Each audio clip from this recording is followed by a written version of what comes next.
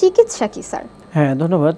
পিএলআইডিকে আমরা 3টা ভাগে ভাগ করি। আমরা বলি যে মাইল্ড, মডারেট এবং সিভিয়ার। এই 3টা ভাগে আমরা ট্রিটমেন্টটাকে 2টা ভাগে ভাগ করি। একটা হলো মাইল্ড এবং মডারেট যদি হয়, সেক্ষেত্রে আমরা বলি কনজারভেটিভ ট্রিটমেন্টটাই ভালো হয়ে যেতে পারে। কনজারভেটিভ ট্রিটমেন্টটা কি?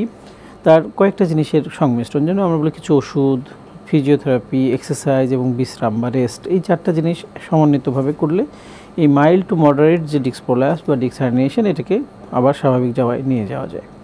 থার্ড স্টেজে আমরা যেটা বলি যে এটা হলো খুব সিভিয়ার, যেটা তাদের রোগীদের উপসর্গ এমন থাকে যে তার প্রস্রাব পায়খানায় কন্ট্রোল নেই, পাটা নিউরোলজিক্যাল ডিফিসিট, দ্যাট মিনস পায়ে প্যারালাইসিসের মতো অবস্থা হয়ে গেছে, যেটাকে মেডিকেল ভাষায় আমরা কর্ডা ইকিউনা সিনড্রোম বলি।